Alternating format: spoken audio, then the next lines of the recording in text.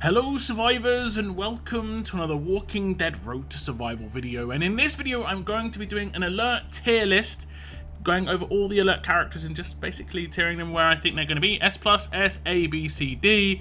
I've already done this for fast characters. If you want to check that out you can. There is a link in the top right hand corner. You can check that out before or after. When it comes to the trait tier list that I'm going to be doing, because I'm going to be doing one for strong and for tough, I don't think there's going to be any particular order that you have to do those in. But if you do want to kind of get the idea of why my characters are going to be tiered in a certain position for future tier lists, because I'm going to obviously do monthly ones going forward after the trait ones, then you probably would have to come back to the trait ones to just check out why these characters are actually in these tiers. So we're going to just do it as the characters were released. We're going to start off with silvers. We're going to go with Pete Anderson first, and honestly, Pete is a really good character. He's really usable in very important parts of the game. For instance, the difficult roadmaps that you see popping up that have difficult walkers on, he is really good. He's going to give yourself a big crit bonus to your team. Very accessible character. There aren't too many crit leaders as well. I don't think there are any within Alert, so that's actually pretty nice. He can get you through the entirety of world map, human and world stages as the leader as well, just giving you bonuses. He's going to be a very nice character for a lot of people. He has got very limited usability. It's mainly PvE, but I'd say he's a very good PvE character. When it comes to Holly, I think I'm just going to put her down into like C tier. A lot of silvers will probably be low tier, but Holly has a very kind of cool kit. She probably was A tier once upon a time early on in the Mythic era, but obviously silvers fall off when it comes to PvP just because they have limited high-end stats, although silvers did seem to have slightly higher stats at maxed out than a gold did at the same tier maxed out, so it did make them still pretty powerful.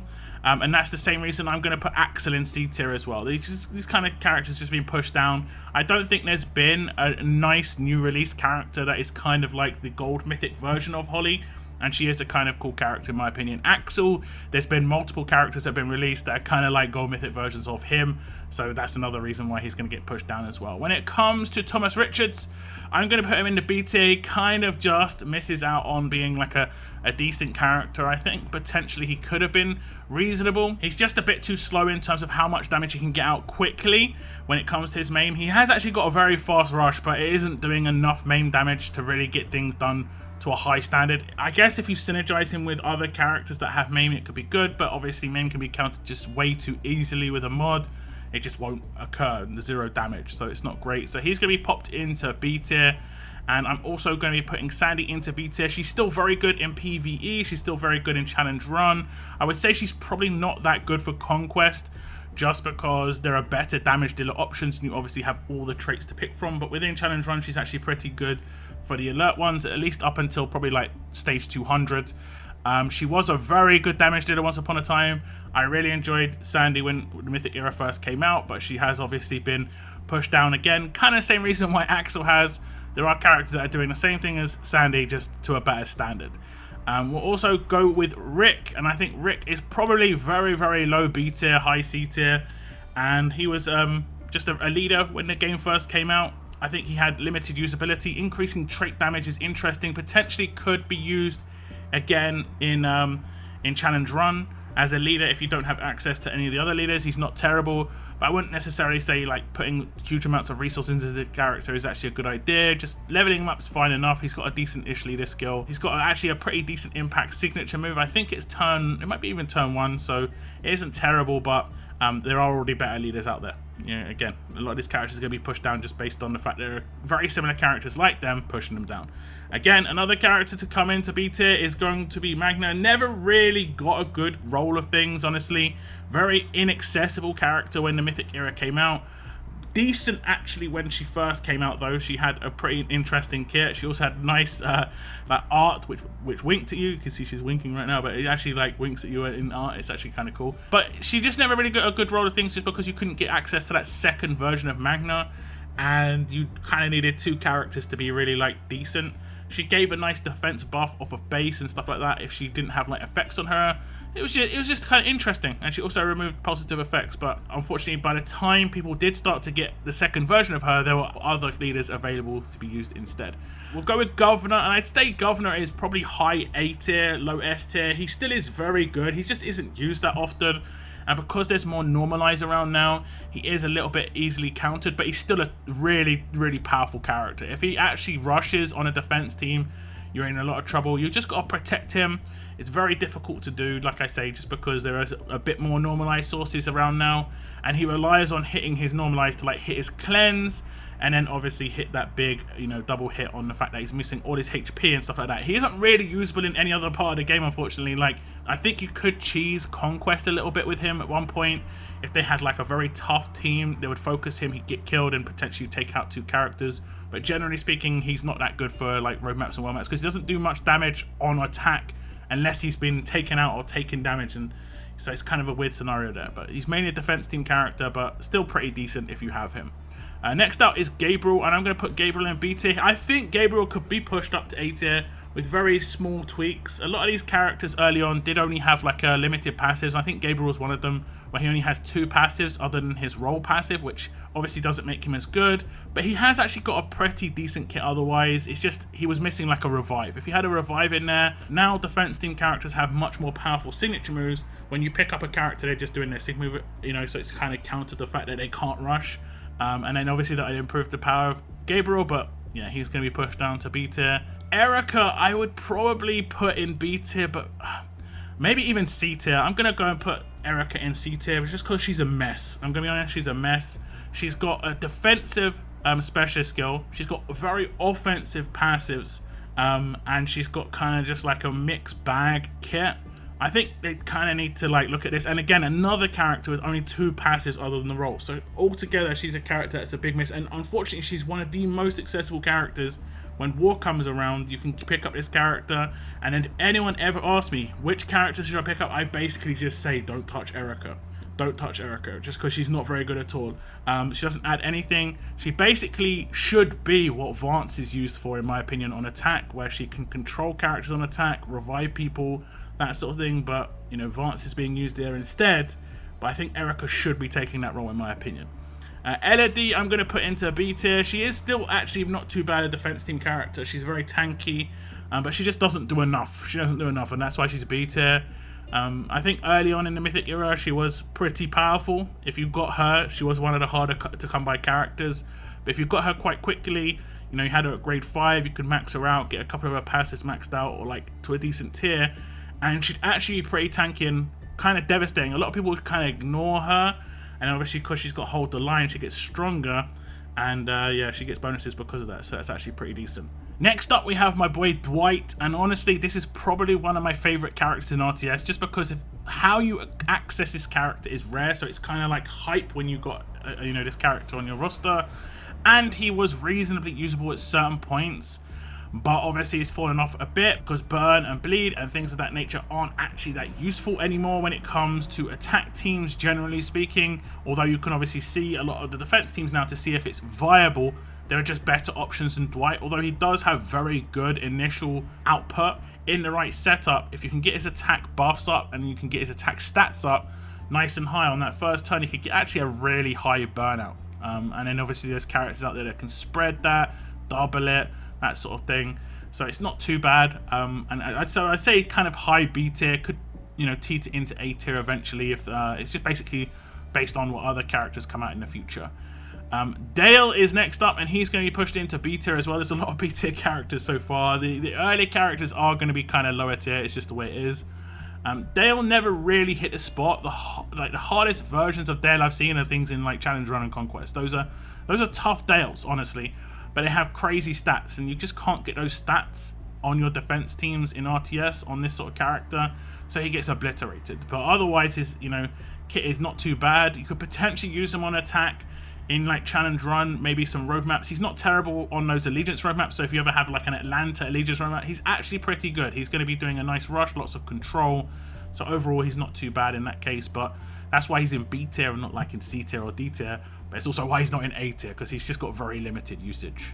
Next out is Garrett, and Garrett is probably going to be a high C tier, low B tier character, just because he was a miss when he was initially released, in my opinion. Like, he is a medic, but he doesn't have any healing in his kit except on his own passive, so he can only give like a small boosted bonus HP to himself because his entire kit is bonus HP healing. So he would have been better as a support character rather than a medic. I think he would be a solid B character if he was a support character. But again, not too many decent Garretts out there, except on Conquest. There are some crazy Garretts. But otherwise, you know, not too useful a character at the moment, in my opinion. Next up, we have Laurie, and I'm going to put Laurie into A tier. I think she's still usable.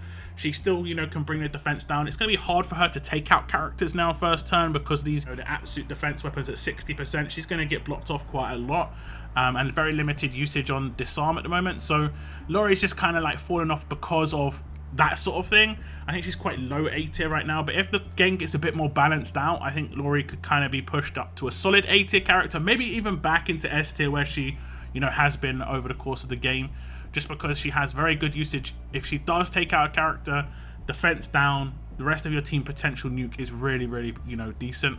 There has been a character release that kind of does her job very cheaply though, and that is Mia, just based on the fact that Mia doesn't have to actually do anything except Sig move, and she can remove defense down block, so there's kind of like the bonus there. So that's why Laurie is going to be pushed down a little bit.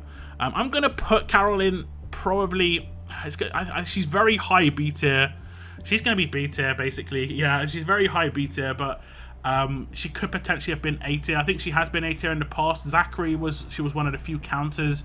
You had to get a takedown, and I think you had an 80% chance, maybe even 100% chance LB3 to actually cleanse your entire team of one effect. And if that one effect was that bleed, you know, Carol was very useful. But again, quite an inaccessible character until she went into the museum. But by the time she went into the museum, it wasn't as useful because there were more counters out in the game and so on and so forth. But you know, overall pretty decent. She was required to get accessibility initially to Laurie Grimes. That's why a lot of people might have her.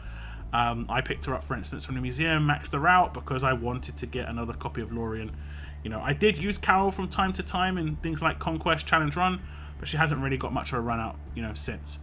Next up, I'm going to take out Cal, and I think he's really low A tier, maybe, you know, high B tier, but I think as a crossover character, he's probably up in the A tier.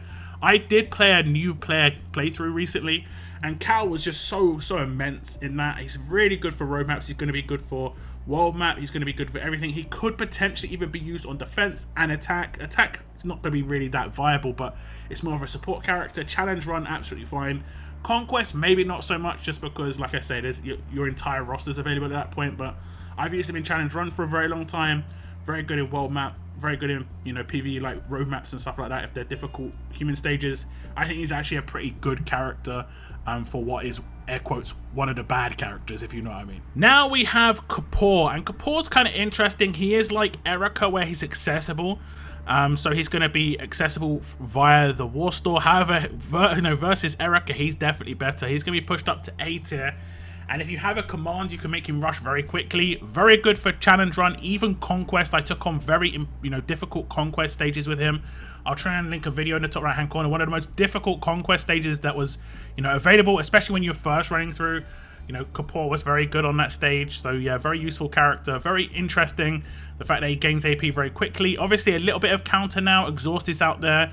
But he has actually a pretty nice kit. I think he can be used on attack and defense. You don't have to change too much on his kit to use them on both teams either. So, you know, if you're someone who's new coming into the game and you see this character in the War Store, he's actually a very viable pickup just because he can be used on both of your teams and he can be used on like multiple parts of the game. So he's actually a pretty decent character. I'd say he's a solid A character without a doubt. Next is Gov 2000, and we're going to have our first D tier list character. He is terrible. This guy is like terrible. The only good thing about Gov is his art. And that's because he got like the broccoli alien added when he becomes LB3. His entire kit is horrendous.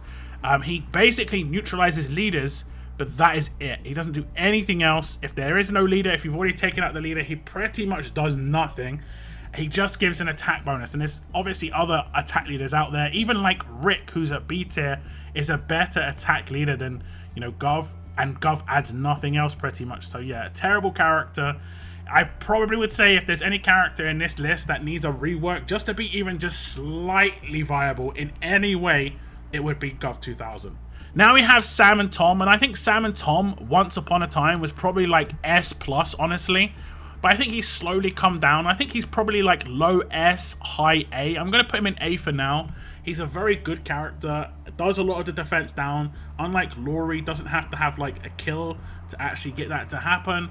Has very high like nuke potential, you know, himself, just because of his specialist skill being cutthroat.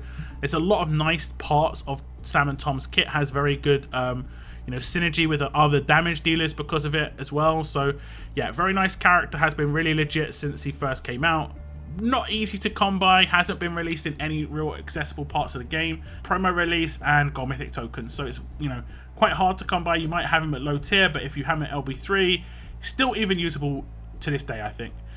Next up is Veronica. I did actually get random questions about Veronica recently, and you know, I don't think Veronica is that great. I'm gonna put her, you know, probably high C tier, you know, low B tier, just because she has got some decent like stats and stuff like that for defense, and if she does pop off on defense teams, she can be pretty bad.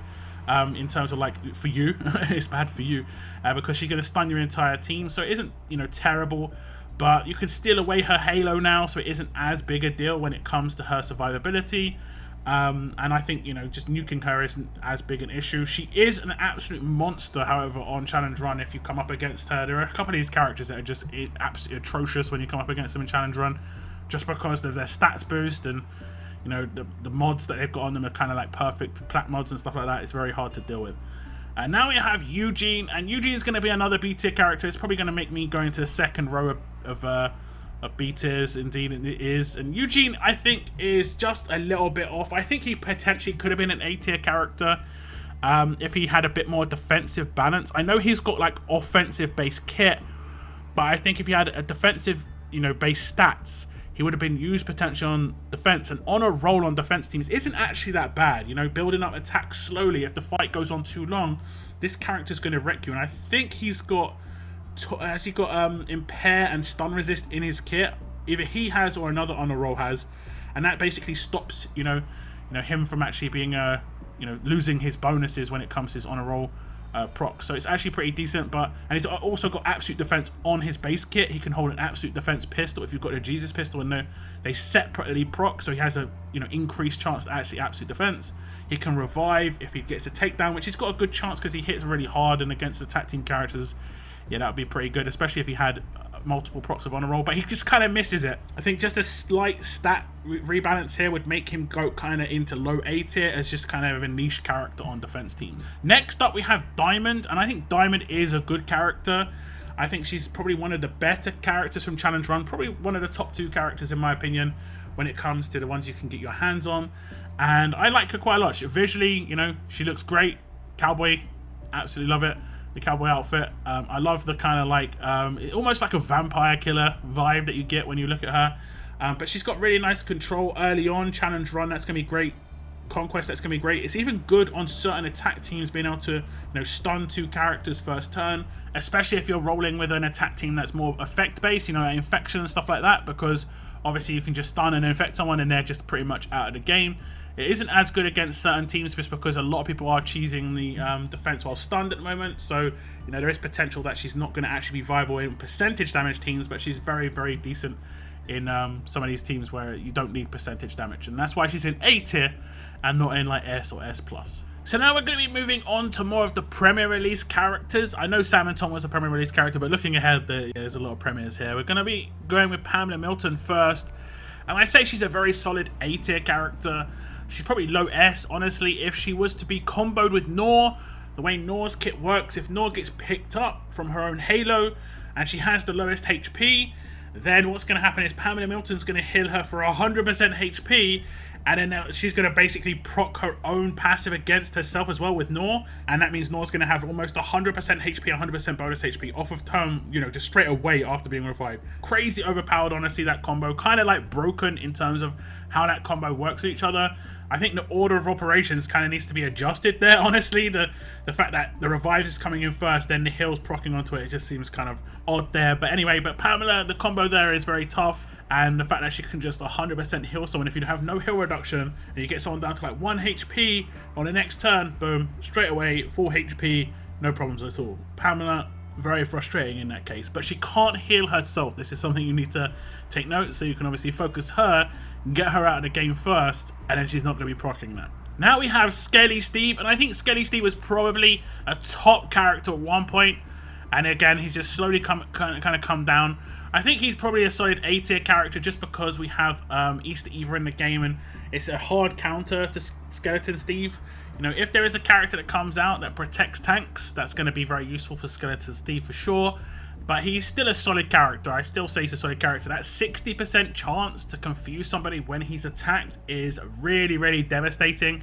And in the right setup with the right build, he can be absolutely, you know, terrible to deal with, honestly. I have actually built this character pretty decently in the past. You know, you could just pretty much forego any weapon control and just have higher survivability on Steve, and he's devastating, honestly. He's absolutely devastating. Very powerful character indeed. Next up we have Carl. This is Holiday Hero Carl, and I think when he was first released, he's kind of underrated. He's actually a pretty decent character. We're going to slot him in at A tier. I think he has really nice control potential, really good for, you know, challenge run, really good for conquest, good for PvE, in general, road maps, difficult road maps against human stages. If you know there's a lot of medics on those stages, great, but he's also good in war, you know, on attack, because you know, you can see what is on a defense team, you can see how many medics there are. He is only good in certain teams though. As much as he is a disarm, it would be great if he was good with percentage damage dealers, but he's kind of not, just because a lot of the control he brings to the table is stun.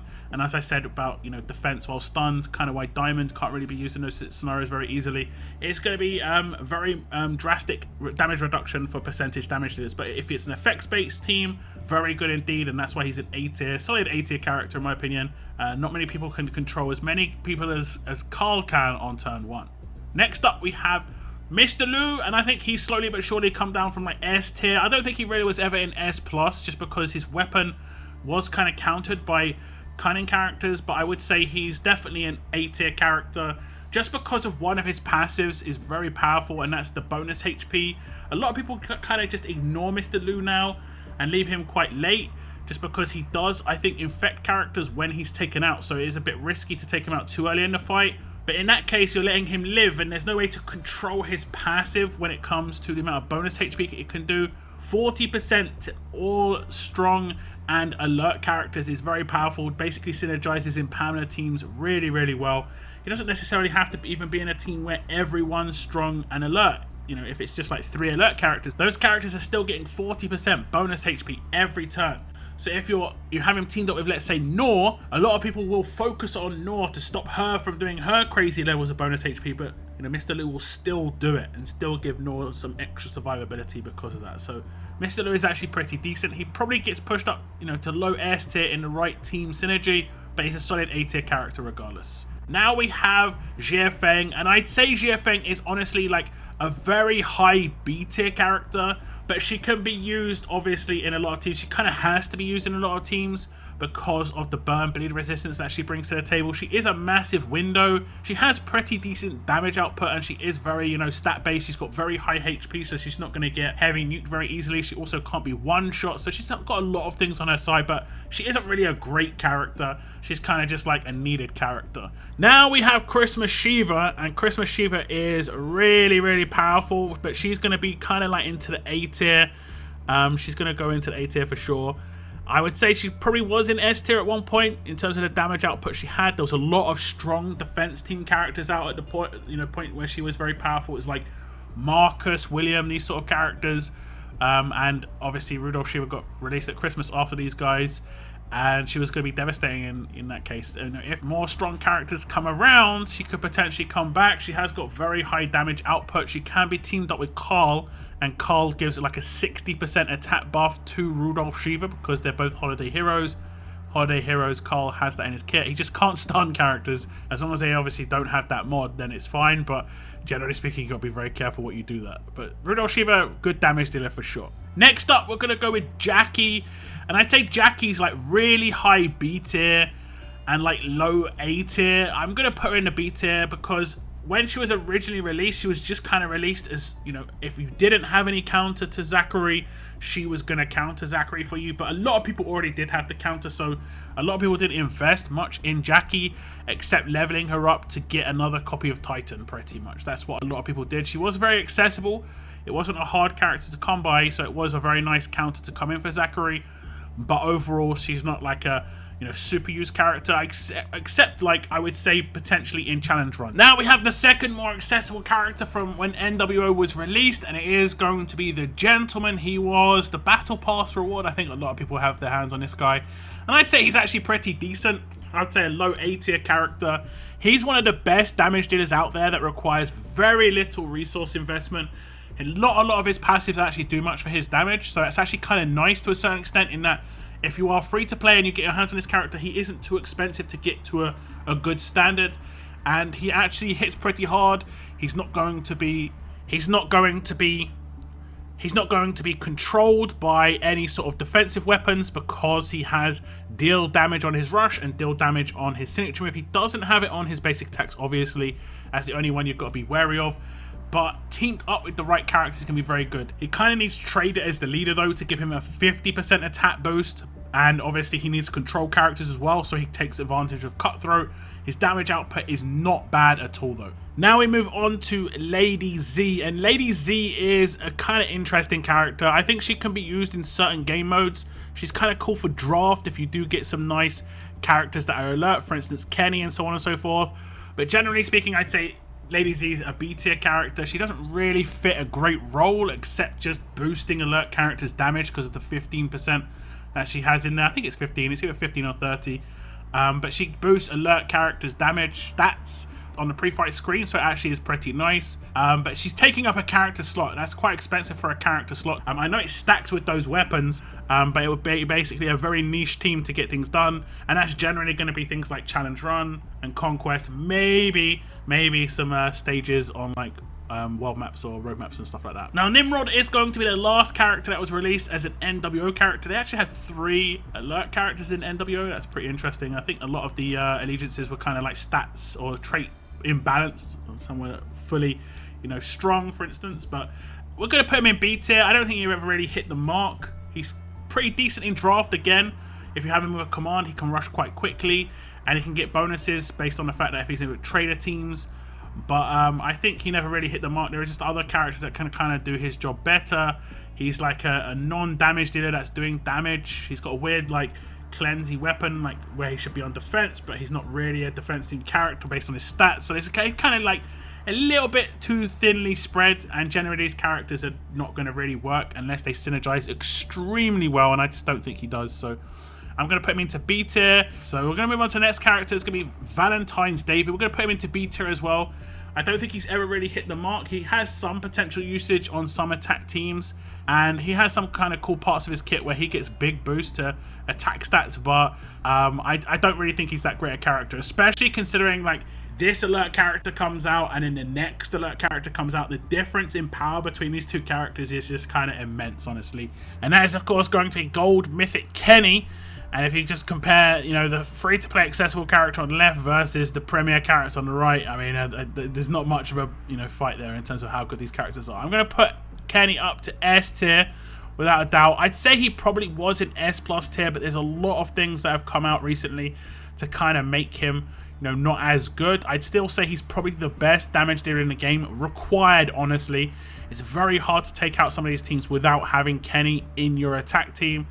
And the second they start like trying to hard counter Kenny, we're in a lot of trouble because there's not many damage dealers out there at the moment. It's pretty much just Kenny holding that hill by himself. A lot of the damage dealers have been kind of annihilated by a lot of these premier releases in recent times. Only a few more characters to go, and the first is going to be Claudio. I'm going to put Claudio in B tier. I would say he's kind of high B tier. He could potentially be pushed into A tier if his normalize is going to be more required. It is a buff, so it can be stolen away, but it is actually nice. It's 100% normalize resist for all alert characters. I'm seeing more alert-based defense teams. That is actually pretty decent. There's a nice alert defense team weapon when it comes to like giving themselves defense for every alert character. So I kind of assume that alert characters could have an alert-based team, and Claudio kind of does fit into that for some more turn 1 protection, which is nice. Duck's going to come in, and Duck's solid. I say Duck's a solid A tier character. He could definitely be used in war attack teams, roadmaps, that sort of thing. I think Duck's actually been a pretty decent character. He does, you know, answer some questions when it comes to certain issues in the game. You know, be it potentially like the first turn takedown of someone like Vance, just because he has 3 procs on the potential of his specialist skill, and I know Vance can resist it, but 3 chances is pretty decent. Then the next character we're going to be looking at is going to be Mia, and I think Mia easily slots in next to Gold Mythic Kenny without too much of a problem. S tier character for sure. What she can do, removes defense down block. Obviously that's going to be Zeke's leader skill bonus, and obviously does defense down as well. It only lasts for 1 turn, so you've got to line things up nice and good, but she can also rush pretty quickly, which is I think just a full team rush, so there is pretty decent damage and support potential for Mia, and I think she can line up pretty well. She kind of does, like I say, what Laurie does, just for free without any kind of like requirement. I think the defense down is around the same. I think there's defense down on Laurie's like 20% and hers is like 25%. So it's just much easier to do Mia's. Not really too much like ability or skill required to do it. Just swipe left pretty much on that signature move. We're going to move on to the last 3 characters. We've got Sebastian Milton, who I'm going to put into a very high A tier just because of Easter Eva. He's going to be kind of pushed down because of that. I would say he's generally low S tier, but he could probably be pushed up into S tier if he gets like some sort of way to survive Easter Eva's rush potential. Then we have No, who is without a doubt the strongest alert character out there. Very powerful defense team character. She's going to be pushed up straight away into S+, just because of how potent she is on defense teams. The bonus HP is ridiculous. The way it synergizes with pretty much any kind of healer, even when she's picked up on a revive, and she can resist decaps and stuff like that as well. So she's got a lot in her kit that makes her extremely powerful. Very, very fleshed out character for sure. Not so one-dimensional as some of these other characters down in B and C tier. Got a lot going on, and it's very hard to deal with this sort of power basically. And she's a focus on defense teams as a medic, which generally isn't the way it is. I think she's kind of like overtuned a little bit when it comes to that self-heal, the amount of HP she's got. I hit her for like 150, 170k on turn 1, and she's still standing there with 50k HP. It's just absolutely ridiculous, whereas some of these characters only have 50k HP. It's kind of actually mental, and that's basically what she brings to the table. The next character is going to be Maggie Green, and I think Maggie slots in pretty as a solid A tier character. Really nice that she's accessible through progression missions. She's going to keep characters alive on attack, on defense. She's going to be usable in most parts of the game as a support character. She has a pretty good base weapon, 60%. We've seen a lot of these 60%. But she's got overall a pretty decent kit. I think one of her passes is quite nice too. So it's quite nice for a new player to get a reasonably decent character from those progression missions. If you are a veteran, it's definitely worth steamrolling through those progression missions to get your hands on this character as soon as possible, so you've got like a more viable character as early as possible. She's solid A tier right now. She could potentially fall off in the future, but because of the way her kit works, that she's more of a support character, she's less likely to deteriorate versus, let's say, a damage dealer or someone specific like that. She can, of course, be normalized and stuff, but that's, you know, the same thing can be said about every character. So this is my tier list. You can see on the left-hand side the tier they're in. We've got D tier, C tier, B tier, A tier, S tier, and S+. Do tell me if you think any of these characters are not where you would have placed them. Let me know in the comments down below. There will be some more tier lists coming up, guys. That is the end of my video. I want to thank you very much for tuning in, and as always, keep on surviving, guys. Keep on surviving.